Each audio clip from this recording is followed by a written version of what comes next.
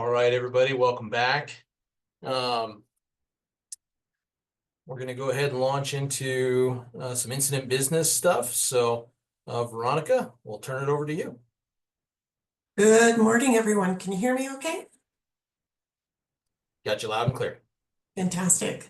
All right. Good morning, everyone. Again, like Curtis said, my name is Veronica Klukas. I am the Incident Business Specialist for U.S. Fish and Wildlife Service. And first of all, I just want to congratulate all of you making it to Thursday. I'm sure it was quite a week. A lot of information, drinking from a fire hose, as you've heard that saying. I get it. Incident business, it's a lot of information as well. I'll certainly do my best to pace it out pretty good for you. To really dive into incident business, basically taking direct courses, for like agreements, cost share, et cetera, is probably best. What I'm going to present to you is just how incident business relates to agency administrators and agency representatives. It's just a tip of the iceberg, but at least you get an idea of what incident business is. It certainly is not budget. This is incident business based on suppression, so suppressing wildfires, etc. How this is going to work today is I have an hour and a half to cover all the material, and we're going to break it up into two 45-minute sections. And so after the first 45 minutes, we'll have a little question and answer period. So in order to make sure that the information is just flowing pretty good, if you could just jot down your questions, and then at the end of the first 45 minutes, we'll do question and answers. And then we'll go into break. We'll come back for the next 45 minutes and do the exact same thing. And then hopefully I have Curtis there monitoring that chat for me as well. So without any further delay, we're going to go ahead and get started. So 1 second, trying to get my screen to work. Alrighty, so incident business. I don't know how many of you are familiar with what they call the Yellow Book. So that's the NWCG standards for interagency incident business management. Basically right there in chapter 40, it states an agency administrator and agency representative's roles in incident business is to establish business management requirements and monitor the quality and or progress of incident business management throughout the incident. So like I said, what is incident business when it's related to suppression wildfire? Before we jump into that, I'm gonna kind of quiz you guys a little bit and see if you have any knowledge of what that incident business is. And Megan came up with a little poll for me. Megan, can you pop that up on the screen?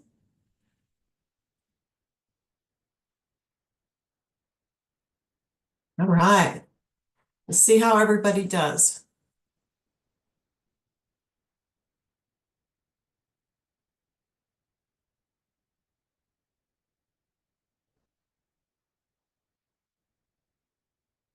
Everybody done? Oh, it's still going. You got about 60 responders so far. Nice, thank you, Megan.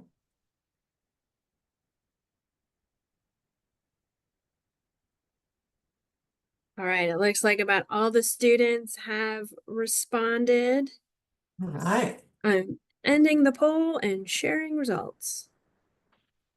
Oh, fantastic. Yeah, a lot of agreements. You hit it on the nose there for sure. But the winner, clearly all the above. So either a great guess or you guys really know your stuff. So let's jump right into it. Okay, so course objectives. Understand the necessity for organizing agreements. So you got that one. Resources, what resources?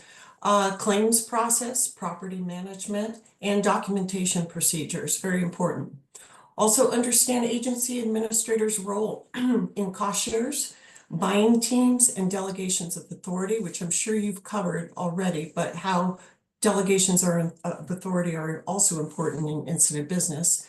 And then acknowledge incident business responsibilities during closeout, evaluations, and incident payments, super important.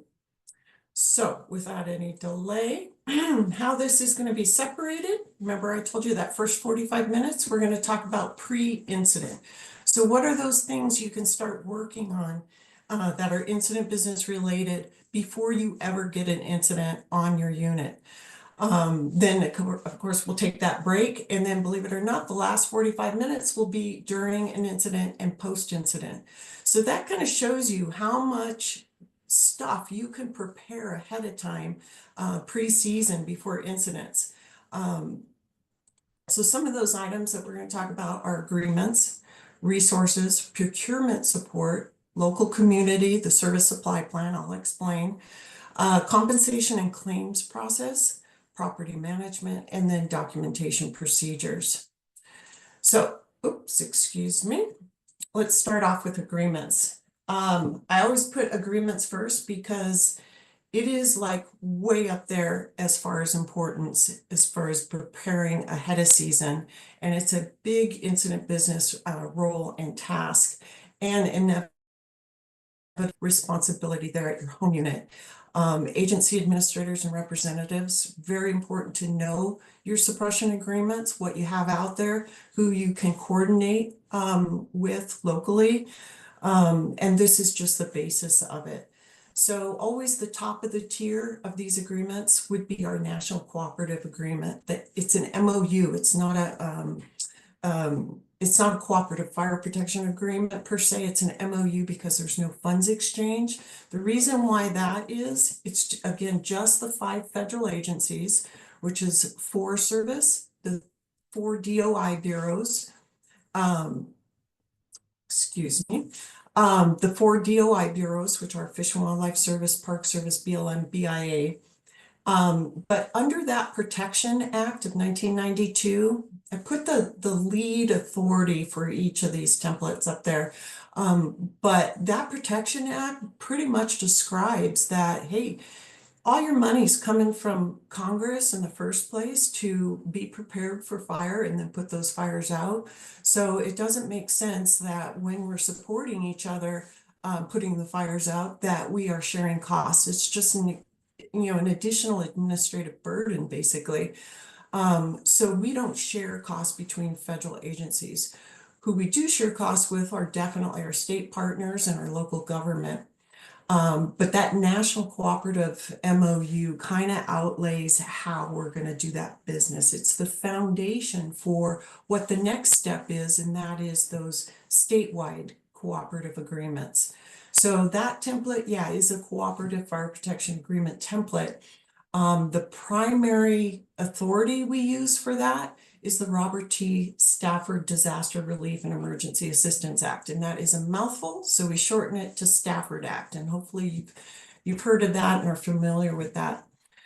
The biggest takeaway, I would say, when it comes to your statewide cooperative agreements is definitely get your hands on a copy of that and review it and try to understand it, because it's the premise of what's happening within your state.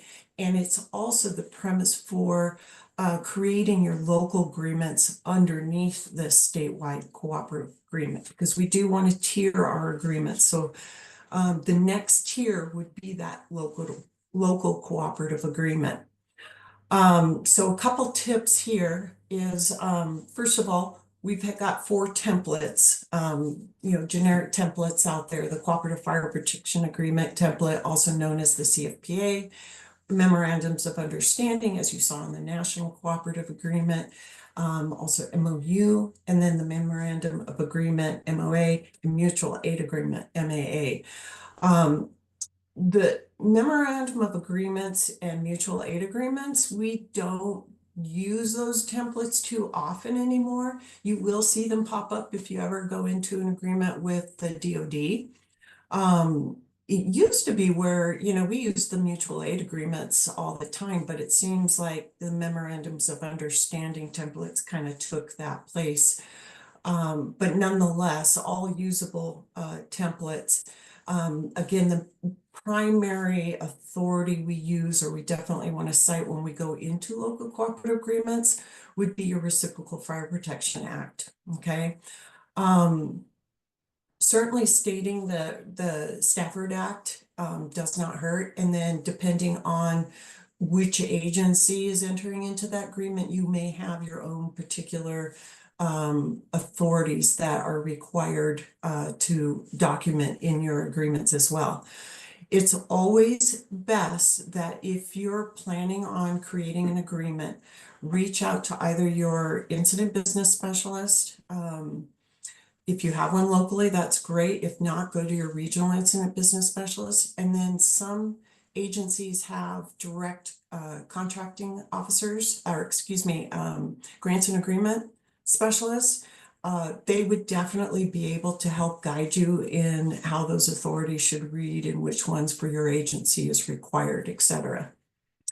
Excellent. So again, local cooperative agreements, really to start to see if you really need one is look at your staffing capabilities, look at your response times, look at the land around your protected lands, and see if there are partners that you can tap into to help increase your capacity. So say for instance, it takes way too long for your engines to travel all the way to the furthest east section of your land, yet there is somebody right there. Say you've got either BLM or you have state DNR or somebody there. You may want to consider going into a suppression agreement with them so that they would have that closer response time. Another thing with those local cooperative agreements, again, like I said, you don't have to duplicate that agreement and make it so huge that it reads just like the statewide agreement. Rather, you can just cite, hey, reference the statewide cooperative agreement if the material, the information is similar, okay? Say waiver of claims, et cetera, like that. The last takeaway I would say when it comes to agreements is definitely refer to the Red Book. The Red Book does a really good job outlining the 8 requirements of an agreement, so you can follow those simple steps. But lastly, if you can find an agreements course, definitely jump into it. It's a big part of what we do. It's how, again, we increase our capacity or get those partnerships, et cetera. And in order to pay folks, reimburse them, we've got to have those agreements in place. Last thing I threw in here is the inter and intra-agency agreements.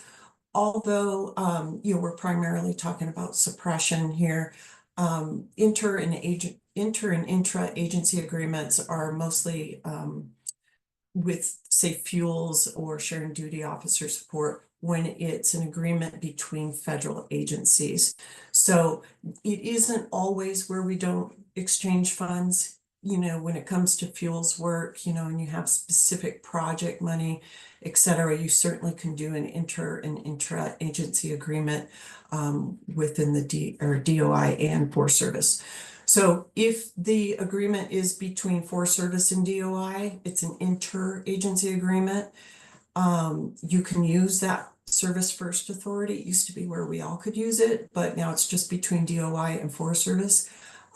If it's a DOI only IAA, that's an intra-agency agreement, and definitely want to refer to your agency's requirements as to which authority you're going to use on those IAA agreements, because every bureau, unfortunately, within the DOI has selected a different primary authority for those IAAs. So definitely refer to your agencies.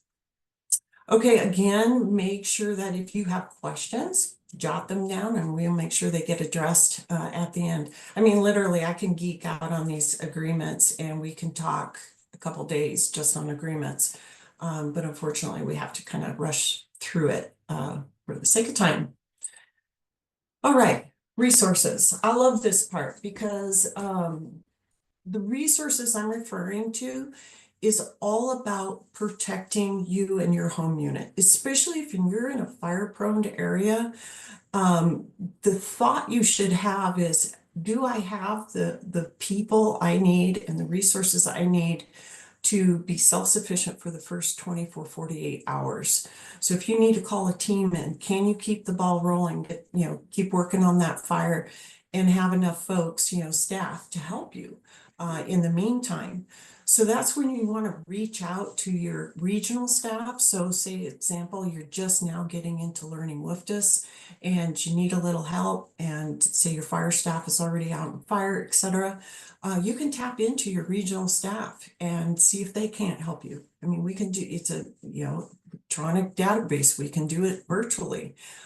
So get to know your regional support staff when it comes to fire. And then your local staff in general, a lot of folks, really have interest in supporting fire. So finding out who those folks are, what they're interested in, and how they can help you locally to keep you afloat until, say, a team comes in again. And that could be like, if you have somebody who's very good with GIS skills, maybe get them trained to, get you some temporary maps, etc. That can also be a regional support staff. You can reach out to your regional support and see if they can produce maps for you. Purchasing, we're definitely going to talk a lot on purchasing, but seeing if anybody can go out there and buy those, the water, the Gatorade, the sack lunches, etc. There's a lot of local staff you can tap into, get them trained up to be 100%, self-sufficient for at least 24, 48. And then casual hires. We can't forget our ADs. I mean, if you look at all the incident management teams nationally, I would say at least a third of the teams are made of casual hires or ADs. So if you're a unit that has the capability to sponsor casual hires, definitely touch base with that training officer, whoever's assigned to hiring them, and see who those casual hires are and what their skills are. What do they have, qualifications do they have on their red card? Again, to help support your local unit. You're putting the work into sponsoring, see what kind of work you can get back in support, okay? If you don't have that capacity, that's all right. Maybe somebody in your agency does. Go to your regional office and hopefully they can help touch base of who that point of contact is to initiate casual hires. Hey, Veronica. Procurement support, oops, I'm sorry, was there a question? Yep, we got a question. What agreement would you use with a local irrigation district for water use? Okay, that would definitely be a land use agreement. And we will talk about procurement here in just a little bit. And yeah, we'll do all the question and answers at the end of this 45 minutes. And hopefully within the first 45 minutes, we'll address some of these questions. But if not, definitely jot those down. So thank you. All right, so procurement support. We have a couple different layers, and I have just a couple of, I don't know, hints and tips that you may want to work on. So local purchase card holders, definitely reach out and find out who those local purchase card holders are, who in your organization has a purchase card, and if they're willing to support fire. Do that ahead of time, because if they're willing to support fire, you can easily get them training. Much of that training is done virtually, and you can find training online as well. So if they're willing to help support you, I mean, buying the Gatorade, the water, etc., definitely want to tap into them to help you. This next one, local buying team, this is one of my favorites. So I'll give you an example of what a local buying team is. Many years ago, I worked for Shoshone National Forest, and that was in Region 2 in the Rocky Mountains in Wyoming. And I had just come from working with Yellowstone National Park, and then also in the greater Yellowstone areas, a lot of land with the BLM. And so I had a lot of friends and stuff I knew who had purchase cards. And so we decided to come up with our own local buying team. It was amazing because we get a lot of fire in the greater Yellowstone area. And we knew that if any of our 3 agencies, would get a fire, that we were there to support each other. And we knew local areas and could help, within a quick turnaround. So we identified one person who had was a contracting officer, had a warrant, who could do the land use agreements, et cetera. And that was my contract specialist. And so we basically had our own functioning local buying team. And so dispatch always knew, hey, they could tap into us, get us ordered up. We had about 8 people we were able to gather up, but we only ever needed about 3 at a time. So it was good rotation. Nobody really got burnt out or anything. But it was a huge success. And if you could, coordinate something like that ahead of time, it's just fantastic results. So that's kind of an example of a local buying team. The other 2 buying teams that are out there are regional and national. Really not a whole big difference between regional and national. National is just if you have a regional team willing to respond nationally, they will respond nationally. But unfortunately, the sad thing about this is I would say 10 years ago, we had, I want to say six buying teams in the Great Basin. We had about the same in the Pacific Northwest. California had quite a few, Southeast. And anymore, we have maybe 2. Yeah, we have 2 buying teams in the Pacific Northwest, maybe 2 or 1.5 in the Great Basin. The buying teams, they're going away. I mean, it's long hours, it's tough. We just don't have enough. So it seems like the same people are having to be out there constantly all summer long, and they're missing out on their day jobs. So it's just really, really difficult. So with that said, any kind of support or coordinating your local buying team is highly, highly recommended. Regional buying teams, they're fantastic though. They do go out of their way to really help and support. But if you do have someone with an interest in purchasing for fires, highly recommend it. All righty. So let's talk about your local community. You guys know your local community the best, all right? You have kids in school, you go out to the restaurants in your area, churches, parks, etc. Those are all resources that we can actually tap into and get them to help support fire if you have a fire in your area.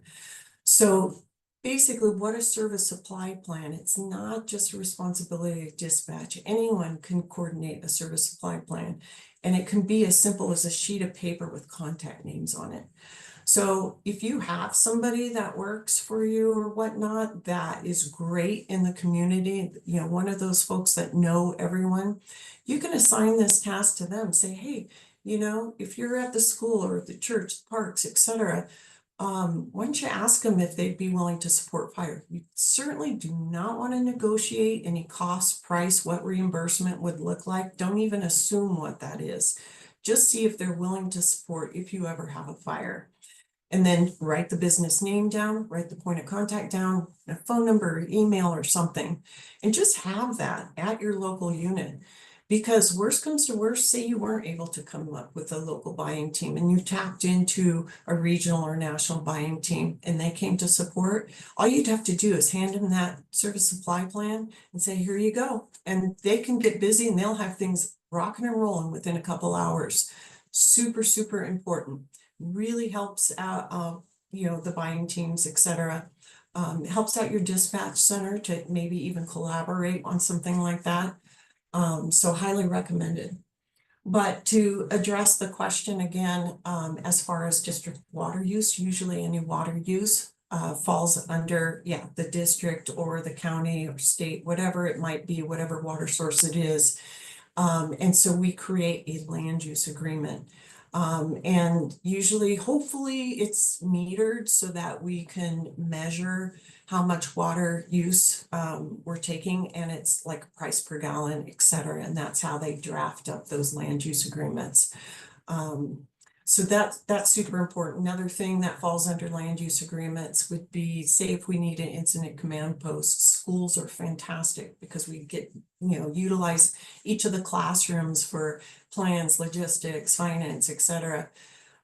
Churches are also great for, say, sleeping areas. If you have a night shift and you need some day sleeping areas that are cool for those night shift workers. And then obviously parks are fantastic for setting up a incident command post. Blanket purchase agreements, you have to have a contracting officer for either land use or blanket purchase agreements. And that's setting up like your fueling stations and stuff. So all they have to do is go in, they can fuel up, they can keep a log, and then the buying team will pay for it. Sometimes with meals, that's a nice, easy way to manage meals. They can just swing by, they'll keep a list, or sometimes there's tickets or whatnot. Or the restaurant could prepare the meals and have them delivered, hot can or whatnot. And then grocery stores for lunches. Oh my gosh. Yeah. I mean, that's a huge workload on grocery stores or restaurants when they do all those sack lunches. Definitely want to explain what that workload is and that calorie intake, what the requirements are there. If you're talking to those local community members. So that's what we have. Okay, compensation and claims. This is important because I can guarantee you as an agency administrator and a representative, you will have some of these claims cross your desk. So it's kind of important to, one, know what to expect, be familiar with the forms, because you'll be signing those forms, and then what your agency's process is for initiating compensation claims, etc. So I always put at the top here the agency provided medical care, because I get a lot of questions about APMC.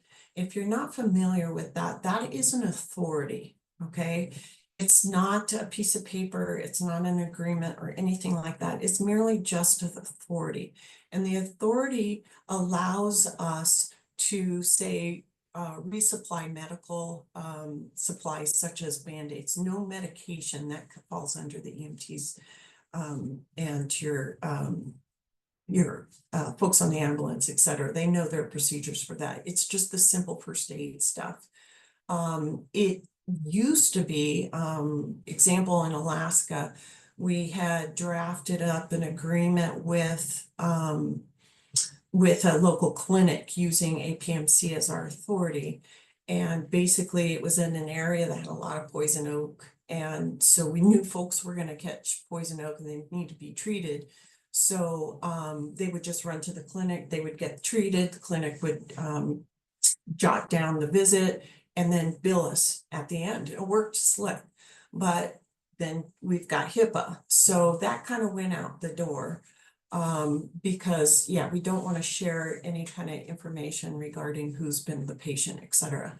So now we use APMC to order in, say, a doc in the box. If you're not familiar with that, basically it's a physician that stays in camp.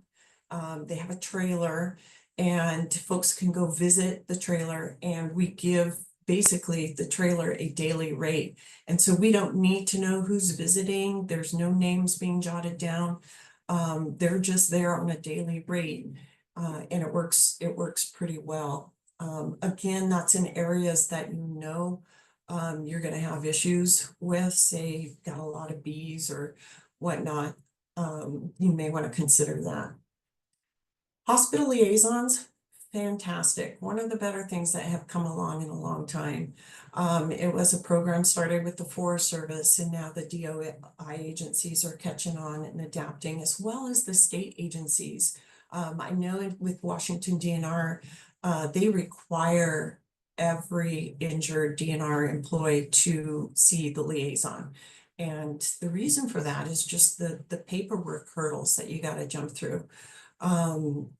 It's tough.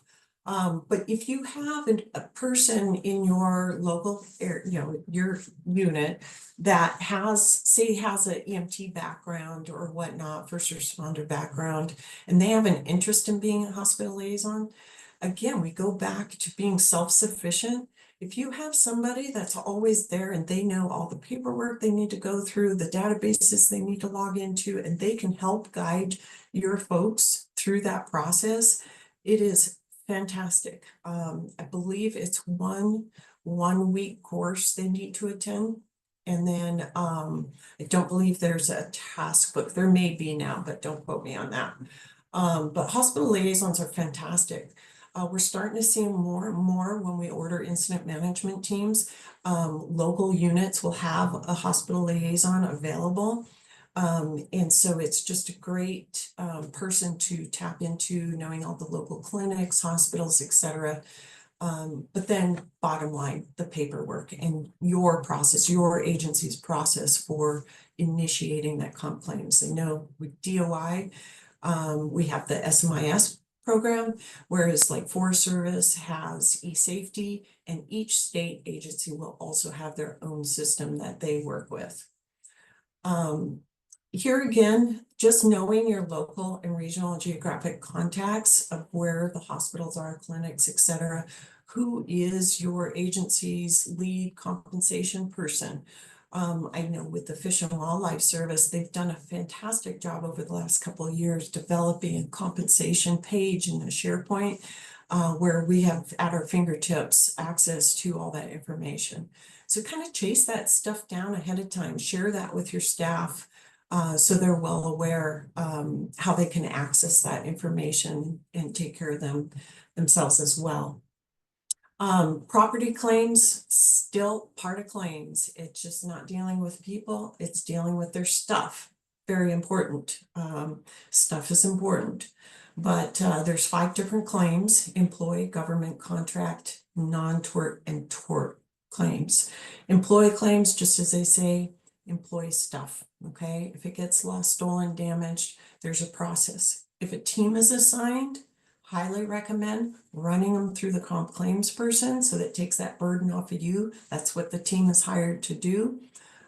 They can initiate all that paperwork, but most likely if you don't have an incident business advisor assigned, you will see those claims come across your desk to approve or disapprove.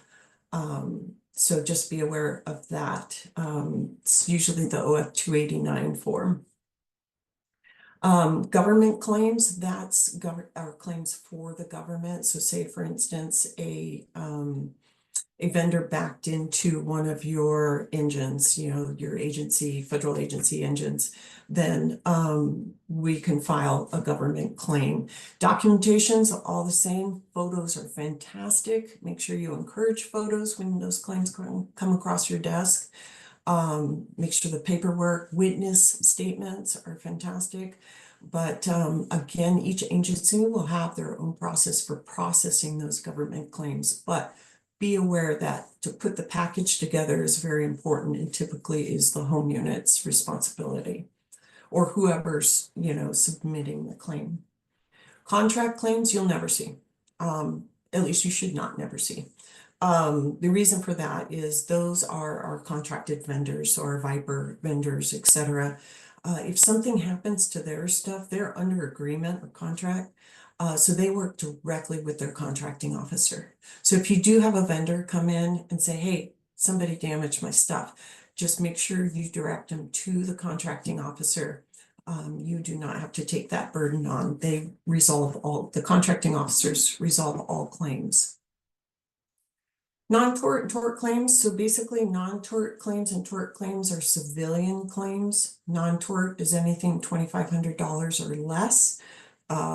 Fence, you know, if some, you know, your neighbor's fence got burnt up, a culvert got damaged, etc. Tort claims, anything over 2,500. All right. Which nowadays I really think they need to bump that dollar amount, because now everything costs over $2,500 when it comes to damage and fire. But it is what it is. Again, make sure you know what your agency's process is. I do know that with Forest Service, you're going to go through Albuquerque Service Center. There's very specific forms to fill out. The home unit or whoever's processing that claim, whoever the host unit is, it's still your responsibility to put the full package together. Or if, I shouldn't say that, I bring that back. It's really the responsibility of the individual who is wanting to pursue a claim. If they contact you, your office, you can help them with just what items need to go in that package, but really you just give them the phone number to ASC or the DOI bureaus or the state and tell them they need to make that contact direct themselves. That goes the same for tort claims. We see, you know, vehicles or at trailheads, etc. So make sure you check with your agency. All right, these are just some of the forms to be familiar with when it comes to employee injury claims. So first aid, you basically have nothing. They're treated, they get back to work. Whereas it's a traumatic injury, it's the CA1. And then if they need to see a clinic, definitely want to fill out a CA16. My recommendation is an employee should always just go ahead and fill out a CA16 because you may be feeling fine one day, but what if it gets an infection the next day and you have to see that clinic? So it's best just to fill those forms out in tandem. If it's an occupational illness, such as they ended up, you know, bad respiratory infection, sinus infection or something, definitely steer them to filling out that CA2. Again, DOI, if it's in Smiths, it'll ask you that question and steer you to which form you should properly fill out. And the same with the e-safety for the Forest Service. Also with the Forest Service, it's possible you may be asked to also fill out the 6116 form. So, okay. All right, let's talk property really quick. So in your day jobs, you have accountability controls for property, right? Every year about this time, we're asked to, okay, do we still have our laptop? Do we still have this? Do we have that? Vehicles, etc. And then we sign off on it. A lot of those items end up having stickers assigned to them, etc., so they can be identified.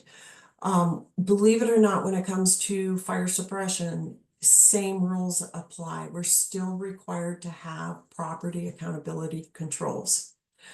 The incident agency has all control of property and supplies obtained for wildland fire suppression. Property received for federal agencies' fires is identified as government property, and all federal rules and regulations apply. It's the same for state too. States have their own rules and regulations when it comes to property. Bottom line, we're responsible to track this property.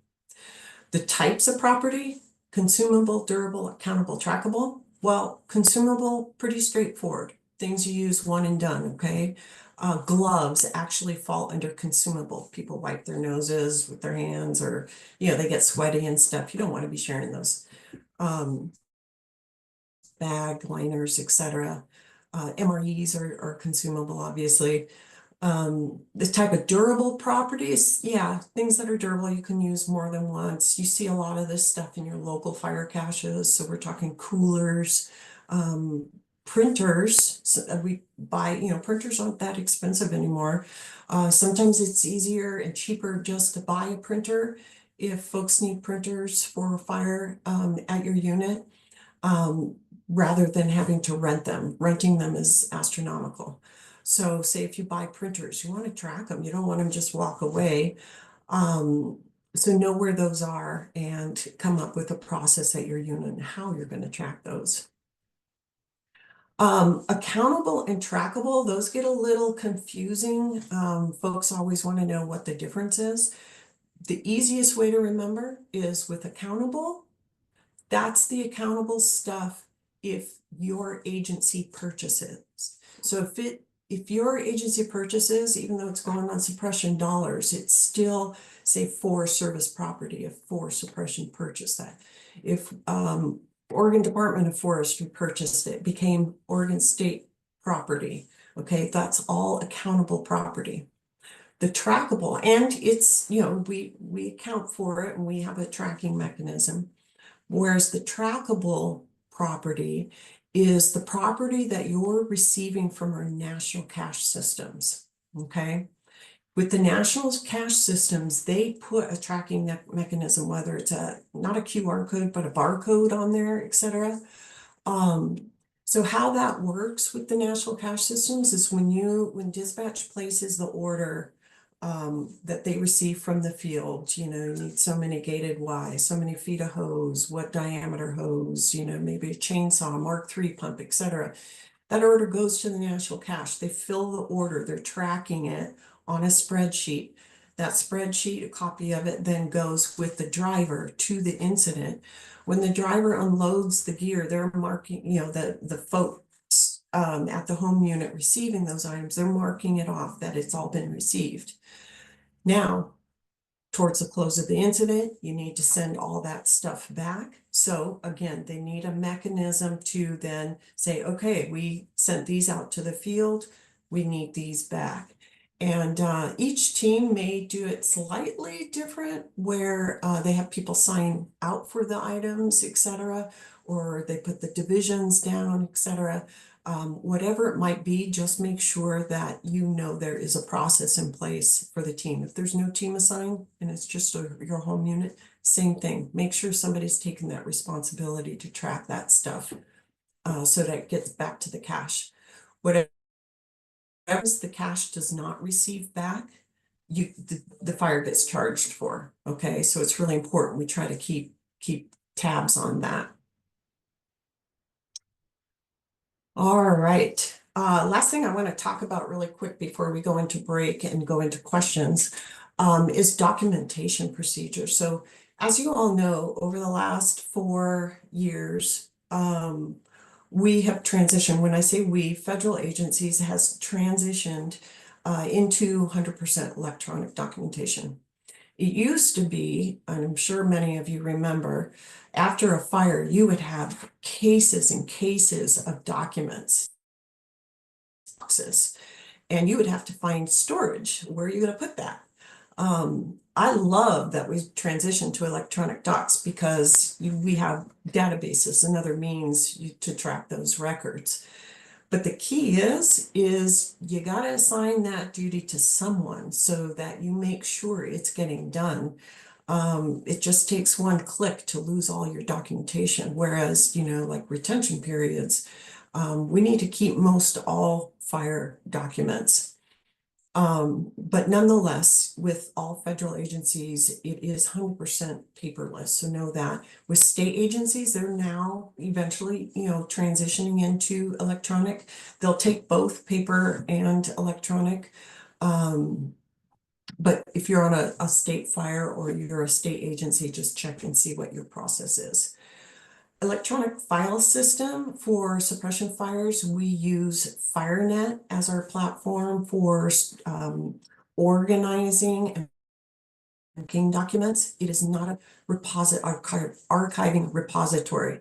So Forest Service did an awesome job getting a contract through Pinion in saving all their electronic documentation. So basically after the fire, the home unit has somebody assigned who knows Pinion, and they transfer all those documents from FireNet over to Pinion. Whereas with the DOI agencies, we're not quite there yet. So unfortunately with me, for Fish and Wildlife Service, I have a massive external database and I transfer the documents in there. But good news is they are working on it. And I've been assured that they are working on something for the DOI agencies. If you are, when in doubt and you want to know how to access documents, just reach out to your incident business specialist and hopefully they can help you out. But the state agencies also all have their own process for storing those documents. Just know what your process is. And then again, identify somebody who will take that responsibility to make sure that those documents are secured at the end. And please do not forget to ask, like if you had a team assigned, what the password is to get in, or have them give you access to those databases so that you can at least get into them and get them saved, okay? And then again, I mentioned already retention periods. Many of the documents nowadays, it's the safe than sorry kind of perspective. I know NWCG, IBC will be working on clarifying and cleaning up some of those retention periods, but we're not quite there yet. There's some information on NWCG that you can look up, but for a safe bet, just retain all documents for fire suppression as of now. And then I've already mentioned gaining access. Make sure you know or you have that access to those databases. All right, so that concludes our first 45 minutes. So really quickly, because I know you're probably all anxious to get to that break. Let's see what kind of questions we have. Curtis, did you see any pop up in the chat yet? Yeah, we've just got a couple. I think you already kind of addressed. The first one was, what agreements would you use with the local irrigation district for water use? Was there anything more you wanted to say on that? Hopefully I didn't answer the question. Whoever asked that can clarify. Sarah? Yeah, this is just something that I've seen in previous fire experience where a local irrigation district water was used for initial attack and then it continued and extended and they didn't get compensated. So in order to avoid that mistake again, I was curious on what agreement you would use, and you said land use agreement. So that made sense to me. It just gave me a path to move forward. Absolutely, 100%. I'm so glad you asked that question because you're right. That's one of them. You know, I'm a finance section chief on a Northwest team, and that's one of my biggest concerns when we first take over the fire. Is okay. What are our bodies of water? Do we have land use agreements for dip sites, et cetera? Are we using local city hydrants, et cetera? Do we have a way to measure that water? We got in a real snag last year when we had water tenders filling up their water on an unmeasured or unmetered hydrant. And there was no other way to figure out how much water he was actually taking. So we had to go back to all the water tenders that were assigned, find out which ones were taking from that hydrant, and just calculating based on the size of their tanks. So it can get pretty tricky. So I really appreciate you bringing that up, Sarah. It's one thing to definitely be thinking about. Any other questions? Yeah, we've got another one from Mike. Can a BLM or Forest Service office order from Smart Source or Hartford like CMTs? Yes, absolutely. So I would touch base with your dispatch centers.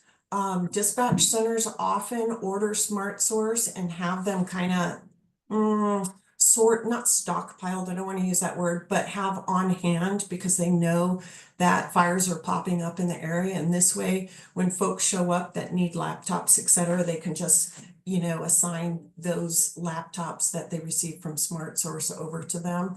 So absolutely. Now, again, with state agencies, every state is different. So just know what your state policy is when it comes to Smart Source. Or Hartford. Thank you for mentioning that. It's not just Smart Source we rent from. Good. Next question is, I'll frame this up as a question is, do teams follow the documentation standard of the responsible agency in a multi-jurisdictional incident? Very good question. So it's not a policy per se, but it's just, it's known that now that we have the NWCG guidance for naming conventions and FireNet, that amongst state agencies and federal agencies, we've all agreed, okay, when we have large fires, we're going to use these platforms and we're going to try to name the documents the same, the folders the same, et cetera. So even though you have multi-jurisdiction, incidents, say in a complex or whatever, then it's definitely the host unit say on what documents, how they want that filed, et cetera.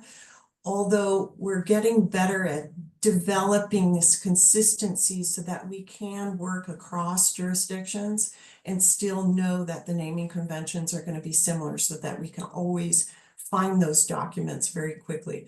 But certainly, each team should work closely with the host agency on how that filing system and those documents be named. Did that answer your question? Think so. Kevin, any other thoughts? Yes. Yeah, thank you. That was it. Okay. And last one before we go to break, who specifically is putting together land use agreements?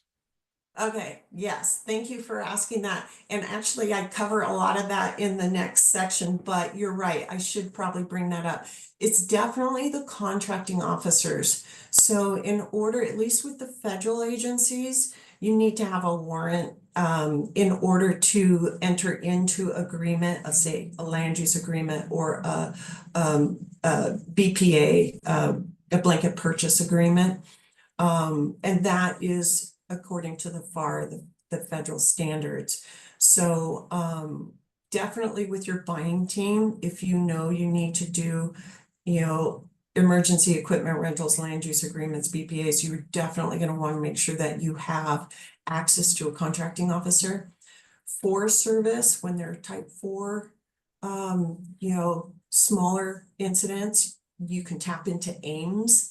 Ames is a program the Forest Service set up that does virtual EERAs and land use agreements for you. So you can tap into them. If you're a DOI agency, each DOI bureau will have their own designated fire contracting officer. So definitely reach out and know who those folks are.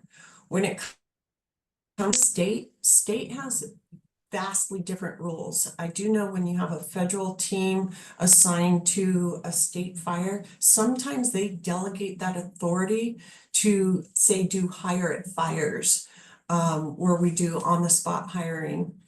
We do the land use agreements, et cetera. Even though the team is not warranted, they delegate that authority.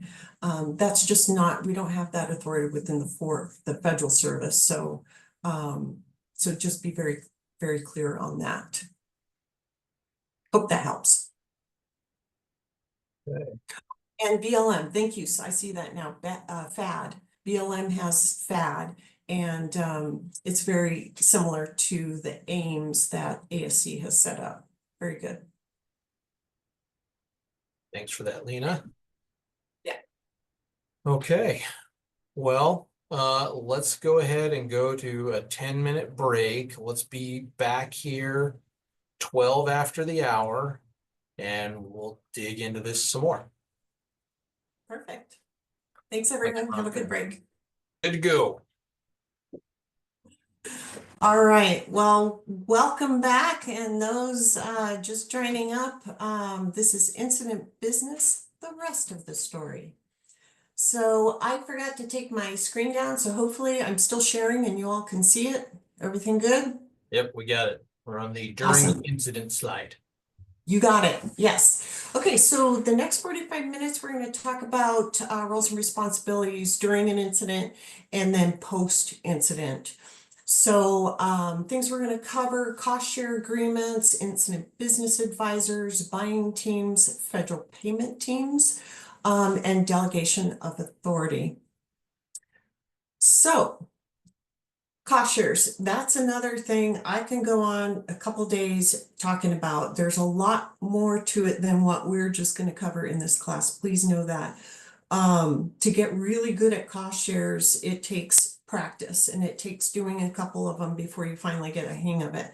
And every template seems to be different. I know depending on your geographic area and your statewide master agreement, your template could vary from state to state. So again, always reference the template that is suggested in your statewide master agreement. Again, another great reason why to really get familiar with that statewide agreement, because it'll also give you kind of some outlines of what can be included in the cost share, what needs to be excluded, etc. So very, very important to pull those statewide agreements up and get familiar with them.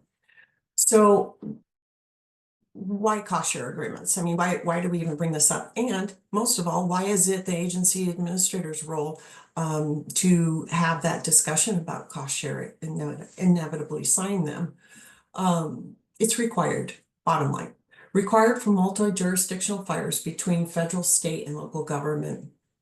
So if you have an incident on BLM land, it crosses over into Forest Service land. Do we need a cost share? No, because again, we talked about the national MOU where it states that under suppression, we're not going to share those costs. So Fed to Fed, we don't have to share costs, okay? But if it's a Fed incident and it crosses over on state private, yes, that's when we are required to do a cost share. Very important. The cost shares don't need to be huge and crazy. You definitely want to know your methodologies so that you're selecting the correct methodology to make it fair and equal for all parties to that cost share. In the yellow book, there are definitely more specific descriptions of those methodologies. So getting familiar with that yellow book and referring to the descriptions in the could help you out as well. But cost shares also define how we're going to share those costs. So say for instance, it's a Park Service fire and you have some very valuable assets at risk of fire. You're going to flood a lot of resources to that area to prevent that fire from burning over those historical areas, etc. So if the majority of the suppression efforts are happening there on the Park Service land because what they got going on, yet you say you have some BLM land that's neighboring it, and you know you have some sagebrush. The sagebrush and the grouse, yes, are important. However, you don't have life and property at immediate risk, and then you may have state land, private land just on the other side that may be a threat, but it hasn't touched that land yet. You want to take all these thoughts and considerations in and look at the big picture before entering into that cost share. Yes, you want to have those discussions first, you know, immediate, right on, but the fire can evolve and change. So make that cost share a living document at first as the incident is playing through, because you can adjust that cost share as you see things changing, okay? That's very, very important as well. Granted, we definitely want to make sure that cost share is fully signed as soon as that incident is over. You do not want to wait to initiate that cost share when the incident is over. Have those conversations right from the get-go. One of your biggest tools that can really help you out when it comes to writing the cost share is the WFDS. You've already identified all those values at risk. You've already identified, you know, structures involved through that plan. So rather than reinventing the wheel, just bring that to the surface, see where the effort is being played, pick the methodology based on what you feel is fair and equitable. Cost shares also describe the process for sharing costs. So where I'm getting at with this is you definitely want to include your incident business specialists when it comes to cost share. And certainly if you have an incident business advisor, they're going to kind of help guide you. They work with cost shares often, and they can help guide you in making some of those determinations. But really, the reason for reaching out to your incident business specialist is because they inevitably reconcile those cost shares at the end. And you just want to make sure before putting your agent, signing your name and committing your agency to that cost share, that it will be reconcilable for you at the end. So can your financial databases split up the data like how you're envisioning it? So have that conversation, bring your budget analyst in if you don't have, you know, your business advisor at hand. But you definitely want to make sure that you can pull the reports accordingly. We no longer resolve any cost shares based on EI Suite reports. EI Suite is just a tracking mechanism for estimates. We will resolve all cost shares based on actuals once the fire is over, all the expenses has hit. And then we will go into resolving that cost share. So one more thing about cost shares, again, use that statewide master agreement template. If it's just the generic template in the master agreement, again, reach out to your incident business specialist because they will know if your geographic area has a specific template that they would rather you use, only because it's geared definitely to your geographic area and may make it a little easier to fill out. I mentioned methodologies already. Refer to the yellow book to really fully understand those methodologies. Know that you can use a variety of methodologies, but it's not recommended that you have multiple methodologies. You can split up air and ground. That's typically highly recommended only because air costs are so heavy. Ground costs are heavy too, but the variations of where air attack goes versus where the ground support is could be vastly different based on whose land you're protecting. So that is not a surprise when you split those up. And then again, significant information that could inevitably impact your cost share. Make sure you highlight that and discuss that with the other AAs when you go into those or any issues you see down the road. Say with BIA, you know, tribal concerns, etc. Make sure you document that. And then know your parties to the agreement. And I do have a really funny story here really quick. Again, this is back when I was working with the Forest Service and there was some private land nearby the forest, and that fire was going to impact a portion of that private land and then move on to state land. And so the agency administrator, it wasn't the forest I was working on, but the agency administrator at the time had difficulties with that landowner. They didn't always see eye to eye, and basically they weren't on speaking terms. And so when that fire crossed over and then went into the state, the agency administrator asked the state, hey, why don't you just represent that individual? And, you know, we can leave him out of it. And anyways, I didn't know about this at the time, but they ended up signing the cost share, closing it out that way. The landowner found out about this later. And although typically a lot of states represents their private entities, you still need to make them aware of what's going on, etc. So just lessons learned there. It was kind of interesting. And definitely an issue that could have been avoided had you just brought everybody into the conversation. And then bottom line signatories, say if you have acting agency administrators, do they have that delegation handed over to them to actually be a signatory for the current agency administrator, etc. All right, move on. Let's talk about incident business advisor. This is really important and near and dear to my heart. I am an incident business advisor, and I can see firsthand how much this position can help support the agency administrators and representatives. Again, citing chapter 40 here in WCG standards, in the yellow book, it says the INBA works under the direct supervision of the agency administrator and in coordination with the incident management team. The primary duty of the incident business advisor is to provide the agency administrator or the delegate with an overview of the incident management business practices, make recommendations for improvements, and facilitate communication with the incident management team and other resources assigned in support of the incident. So that includes your buying teams, your dispatch centers, etc.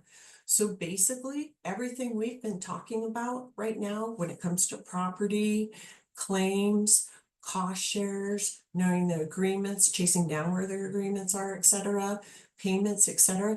Your incident business advisors can be your right-hand person and help guide, find that information, share that information with you, so that all those responsibilities, especially when it comes to property and the supervision of the buying team, that doesn't all land on you.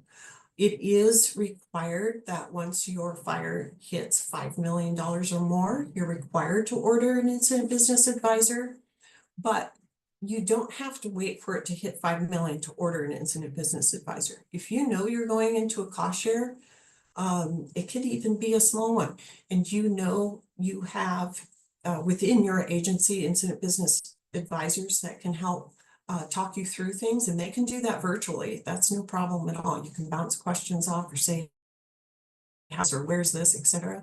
Feel free to order an incident business advisor. They can really, really, really help you out. So how do you order an incident business advisor? They are a resource. They have a red card just like any other resource. So you put the order in through dispatch. However, I know in the Pacific Northwest that the incident business specialists for the Forest Service, they keep an ongoing list of all the incident business advisors willing to support fire within the Pacific Northwest. So if you're wanting somebody specific, you can certainly call them up and say, hey, is so-and-so on your list, or yada, yada. And you can name. Dispatch typically doesn't have too much of a heartache when you name request incident business advisors, only because there's so few out there. They're very specific that it's easier than going to a big pool of people and then it inevitably coming back unable to fill. So if you can name request, just make sure on your general message you're justifying why you're name requesting this particular individual. Perhaps they know the BLM, perhaps they know that particular forest, etc. So you can name request. The other thing is, yeah, you can just take whoever is at the top of the contact list at your regional and state level, and they can provide you a name, and then you go ahead and name her. The other thing that I think is fantastic and another great tip is another example is with the forest I had worked with. I was their assigned incident business advisor. I had young kids at the time, so I didn't really want to travel out of my forest to help support fire. However, I could stay locally, no problem. So I was trained as an incident business advisor. I worked directly with my forest supervisor, and we just knew that, okay, if we have a fire, that I would step in under that role, and that I would take care of the property, the communication between dispatch and buying team, et cetera, et cetera. So things like that, working on scenarios like that pre-season, again, highly, highly advised. A lot of people within your unit may have an interest. The requirements to get signed off as an incident business advisor is pretty straightforward. There is one class take, which is helpful, but it's not a requirement. And then obviously taking the basic incident business courses are definitely helpful, but then again, not required, just some ICS courses. Definitely highly recommend that. So again, before we stop talking about incident business advisors, supervision is super important when it comes to the buying team, and then making sure that there's communication with dispatch is huge. It really helps dispatch out if they know they have somebody who has their back, making sure that orders are getting into dispatch, resource orders are then getting to the buying team. Buying team is filling those orders. The filled orders are getting back to dispatch. All this is a big loop, and it definitely helps having somebody who takes control and supervising that process. Speaking of buying teams, again, we talked a lot about local purchase card holders, local buying teams, regional and national. So as far as ordering them, and when do you determine you need a buying? Well, bottom line, it's pretty simple. If you're exceeding the purchasing capability of your local unit, it's time to order a buying team, okay? Whether you had a local buying team coordinated or you need to reach out nationally, to order one sooner is better than later. Don't wait till the last minute to where all of a sudden you're needing these land use agreements because you have no place to put an instant command post, and then all of a sudden a team is arriving tomorrow. You don't want a ratification. You got to get that stuff all lined out ahead of time. So knowing your unit's history and history with fires and whether they're quick growing, you see a weather event coming in, whatnot, make those determinations well ahead of time. Same goes for an incident business advisor. If you know, oh boy, it's just gonna, the weather's gonna get worse, hotter, drier wind here on out. I'm gonna order, it's, maybe day 2, but I'm ordering incident business advisor and a buying team right away so that everything is in line before the team gets here, etc. And it's a much smoother process. Okay, so federal payment teams, this is pretty cool. So Albuquerque Service Center is basically your federal payment team. When there are extreme large fires, it's a very tough fire season. And a lot of teams, and we're running against, fiscal year end. So, you got limited staff, etc. There are cases where either your incident business advisor or it'd be recommended from the finance unit that you bring in a federal payment team. Used to be with the Albuquerque Service Center, they would actually arrive on scene and they would audit all the payment packages, make the payments right then and there. But now, with everything electronic, we have the ability to easily have somebody support us virtually, and we can pass those packages on. They can get them audited and get those payments going. So with the other, with DOI, BLM has the NOC, and the NOC can step in and coordinate something very similar that is extremely helpful. It may be where the incident business advisor for BLM just recommends coordinating a few people to step in. With the BLM, you have to review and audit all payment packages prior to them going to the NOC. It has to be done just to make sure all the data is clean and that you have your fire code addressed on each payment, etc. So ordering in those payment teams are critical. If you don't have an incident business advisor, highly recommend tapping in again, like I said, with your incident business specialist for your agency, or even just talking to the finance section chief can sometimes they can help in that direction. So the National Operations Center and then National Park Service also has a payment team. They will support Fish and Wildlife Service as well as BIA. We had a situation a couple of years ago where we were on a BIA fire and it was year end and they did not have the capability to process all these payments before the databases shut down. So I called the Park Service stepped in electronically. We sent them the payments and they were able to make the payments on behalf of the BIA. This is the beauty of the way the DOI coordinates their funds, all their suppression funds. We just have one pool of money, and that pool of suppression funds can be interchanged between the DOI bureaus so we can support one another because we're all small bureaus. So we have the ability to do that. Unfortunately, that's not the same between the Forest Service and the DOI bureaus. And then lastly, with the Fish and Wildlife Service, here we're going to have the first ever audit and payment team. We're just now getting it up and running, but it's going to be super exciting once we get that going. So there is help out there is bottom line. All right, delegations authority. So who needs one? The IBAs need a delegation of authority. Where do you start in writing those? Well, there's tons of templates out there. You can reach out again to your incident business advisor, even your incident business specialist for your region. But you can even tap into your incident business advisors mostly, or incident business specialists.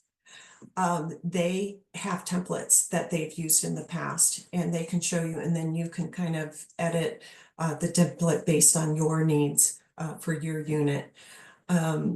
There's templates, I believe there were some on the NWCG site, and you can tap into other agency administrators. So if you know that you're working or mentoring with another agency administrator, you can ask them if they have any templates, and that's a great way to network as well. Buying teams also need that delegation of authority, because basically buying teams are made up of interagency folks. Okay, so when you have federal buying teams, it's all interagency, and a Fish and Wildlife Service probably shouldn't be buying stuff on behalf of the Forest Service unless they've been delegated authority to do so. So the whole entire buying team will get a delegation of authority. That is where you can specifically write in like where you want their where you want copies of their documents and who to give them to. You can get very specific on how the process with dispatch is going to work, and that they are perhaps under the guidance of the incident business advisor, etc., and what their specific coordination is with the incident management teams, etc. And I'm sure you've all talked about delegations authorities with incident management teams, but like incident management teams, make sure IBAs and buying teams also get those delegations of authority. Standards for those delegation of authority, again, you can find in the Red Book, the internet standards for fire and fire aviation operations. And then again, with the templates through your regional incident business specialists, the INBAs themselves, the website, and sometimes I think there's a few statewide master agreements out there that may have those templates. If not the templates, they have links to where you can access the delegations of authority templates. All right, so with post-incident, so we have one slide basically for post-incident, and that's a good thing, because the last thing you want to do is be running around and have just as much responsibilities post-incident as you would pre-incident.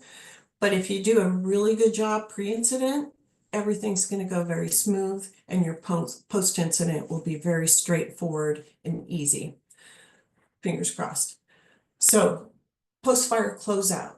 Make sure you meet before your IBA leaves. Make sure you sit down, do an evaluation with them. It only makes them a better IBA for you in the future. Also, being able to network and have that contact information. So if you really get along well with that incident business advisor and you want to have them back on your unit, get their contact information so that you can, name request them the next time. If you have a very poor experience, that does happen sometimes, just reach out to your incident business specialist. Perhaps they can work with them to help, improve their, how they support you and other teams or other units. And then make sure that your cost shares are complete and signed if you had a cost share. Finalize suppression repair needs. That's huge. Another topic I can probably go in forever and discussing.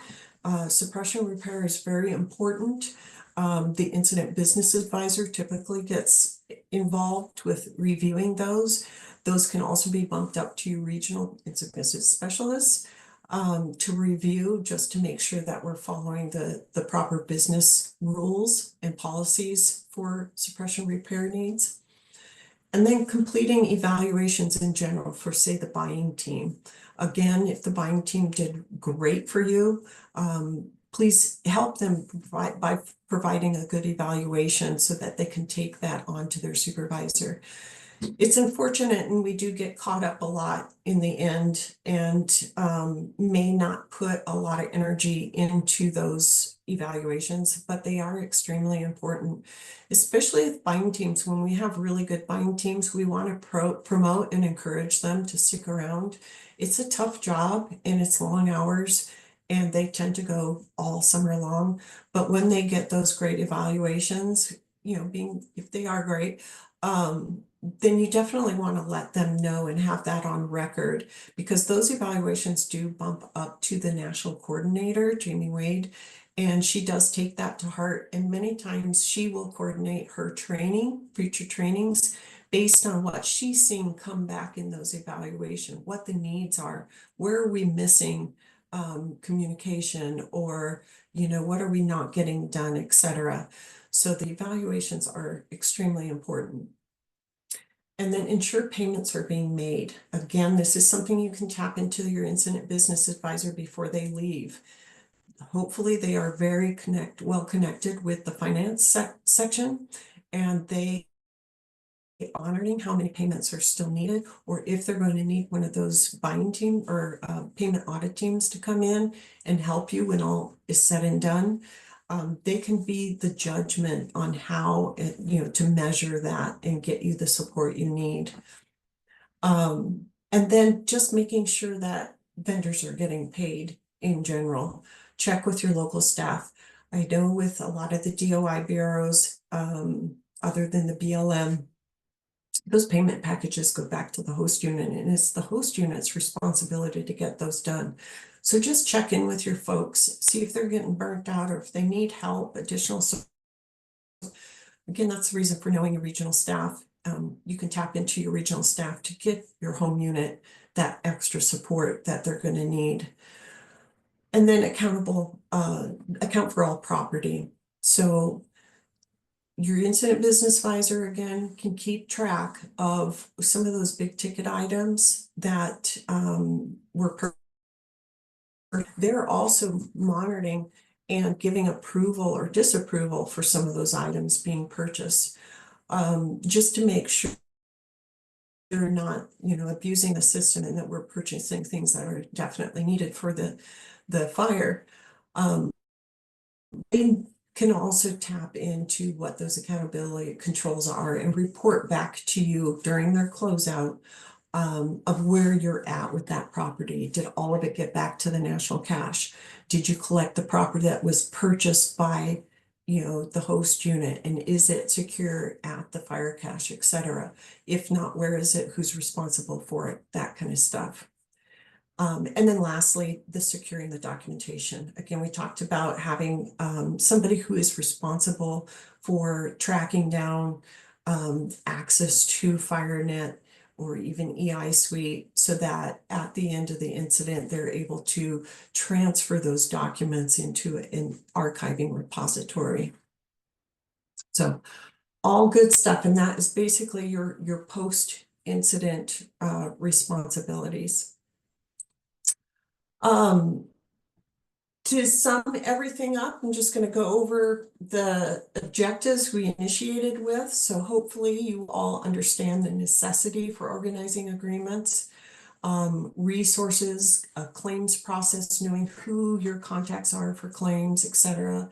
Property management, know how you're going to track property, who's going to take that responsibility for you, what your documentation procedures are for your agency, understand your role in what cost shares, you know, coordinating those meetings, having that discussion, inevitably signing a cost share, reading about your methodologies in the yellow book, etc., tapping into your network of folks. It's a great thing to talk about in your breakout sessions is, you know, networking if somebody else has had experience, and share those experience when it comes to cost shares, et cetera, experience working with incident business advisors, buying teams.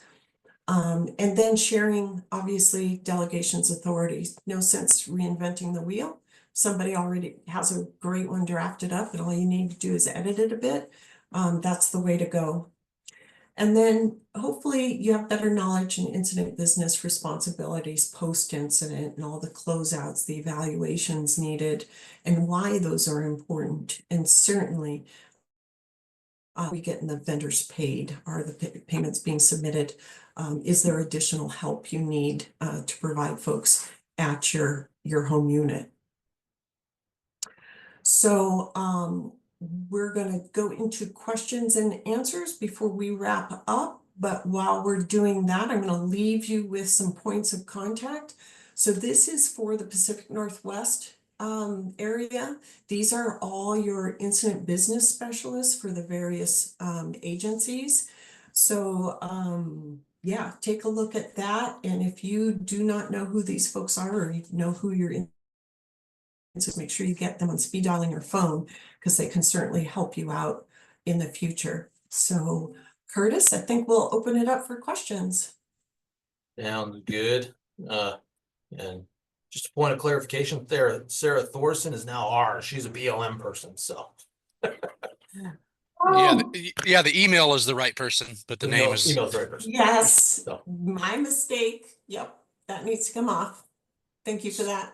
So we just got a couple of questions here. So does fire cause affect the use of pre-existing cost share agreements between state and federal agencies?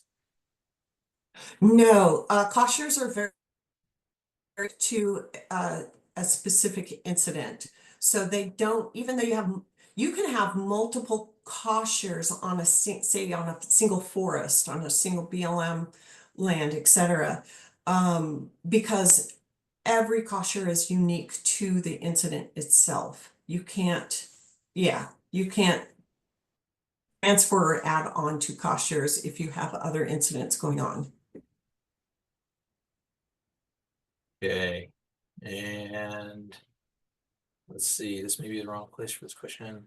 What emergency ordering authorities exist and what are pros and cons of those opportunities versus Viper? And if state agency orders because they have the authority, is the payment of those emergency resource orders covered in the cost share?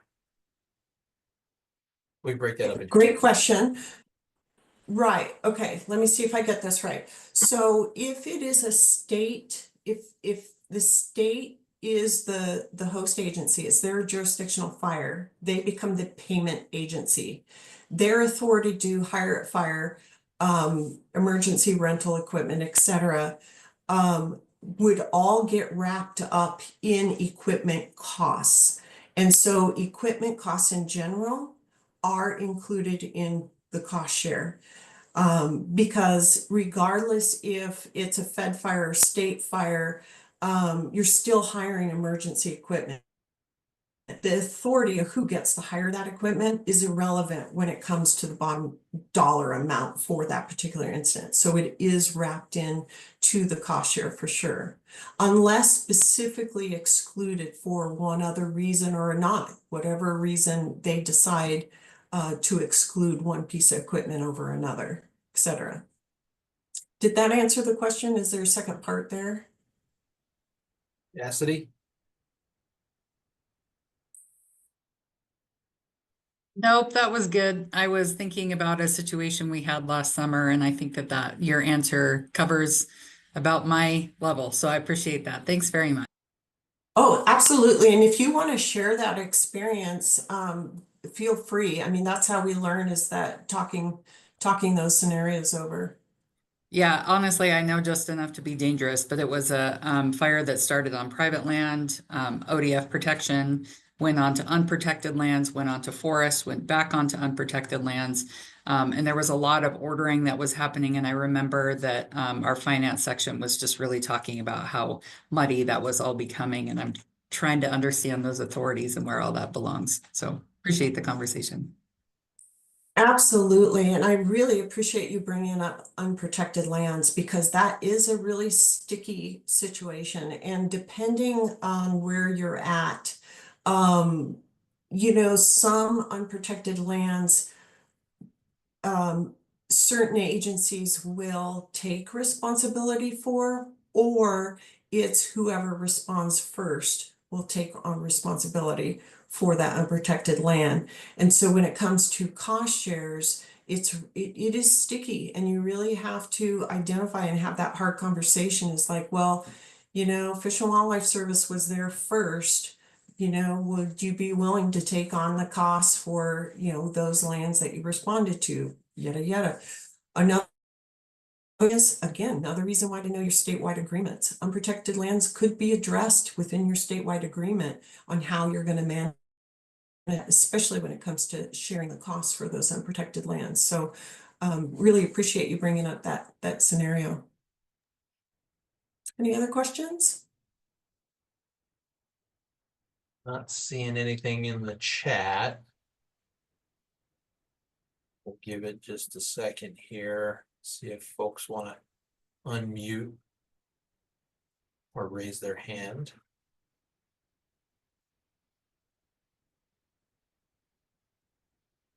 Okay, hearing none. Appreciate your help, Veronica. Always a great presentation. Absolutely. You're welcome, and it's glad to be back. Thank you so much, and good luck with the rest of the class, everyone. Hopefully within your breakout sessions and stuff, you can do some of that networking regarding templates, et cetera, and agreements and so on. So thank you very much. All right.